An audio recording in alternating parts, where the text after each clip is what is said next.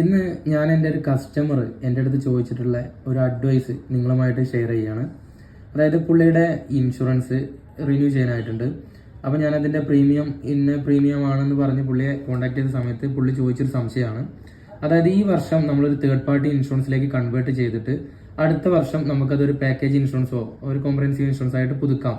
അങ്ങനെ ചെയ്യുന്നതിൽ വല്ല നഷ്ടവും വരാൻ സാധ്യതയുണ്ടോ എന്നുള്ളതാണ്. പുള്ളിക്ക് ഇപ്പോൾ ഉള്ളത് എന്ന് പറയുന്നത് ഒരു കോംപ്രഹെൻസീവ് ഇൻഷുറൻസ് ആണ്, ഒരു പാക്കേജ് ഇൻഷുറൻസ്. നമ്മൾ സാധാരണ പറയുന്ന ഫുൾ കവർ ഇൻഷുറൻസ് ആണ് പുള്ളിക്കുള്ളത്.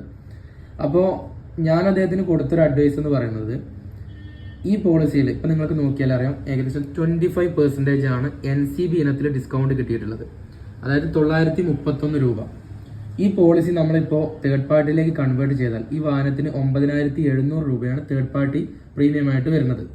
അപ്പോൾ നമ്മളിതിപ്പോൾ ഒരു തേർഡ് പാർട്ടിയിലേക്ക് കൺവേർട്ട് ചെയ്താൽ അദ്ദേഹത്തിന് ഇപ്പോൾ ഇത് റിന്യൂ ചെയ്യുകയാണെങ്കിൽ, ഇതേ സ്ഥിതിയിൽ ഇതേ പോളിസി റിന്യൂ ചെയ്യുകയാണെങ്കിൽ ഒരു 12,200 രൂപ ആ ഒരു റേഞ്ചിലാണ് അവരുടെ പ്രീമിയം വരുന്നത്.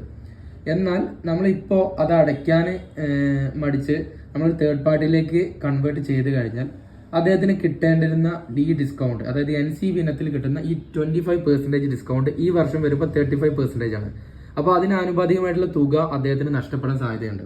അപ്പോൾ നിങ്ങൾക്കും ഇതുപോലുള്ള സംശയങ്ങൾ ഉണ്ടാവും. നമ്മൾ ചില സമയങ്ങളിലൊക്കെ നമുക്ക് ഉദ്ദേശിച്ച പോലെ പ്രീമിയം അടയ്ക്കാൻ പറ്റിക്കോളുന്നില്ല, അല്ലെങ്കിൽ ചില സമയത്ത് നമുക്ക് എന്തെങ്കിലും വ്യത്യാസമില്ല, വലിയ മാറ്റമൊന്നും വരാൻ പോകണില്ലെങ്കിൽ അതൊരു തേർഡ് പാർട്ടിയിലേക്ക് കൺവേർട്ട് ചെയ്ത് ചെയ്യാം. അടുത്ത വർഷം നമുക്ക് അതൊരു ഫുൾ കവറേജ് ഇൻഷുറൻസ് തന്നെ ആക്കിയിട്ട് അല്ലെങ്കിൽ പാക്കേജ് ഇൻഷുറൻസ് ആക്കിയിട്ട് തന്നെ മാറ്റാൻ എന്നൊക്കെ തോന്നുന്നുണ്ടാവും.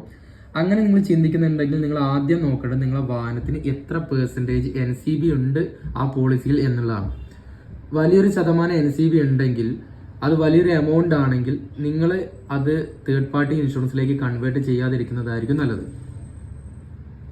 കാരണം അങ്ങനെ കൺവേർട്ട് ചെയ്ത് കഴിഞ്ഞാൽ പിന്നീട് നമ്മൾ അടുത്ത വർഷം അതൊരു ഫുൾ കവർ ഇൻഷുറൻസ് എടുക്കുന്ന സമയത്ത് പ്രീമിയം കൂടുതലായി വരാൻ സാധ്യതയുണ്ട്.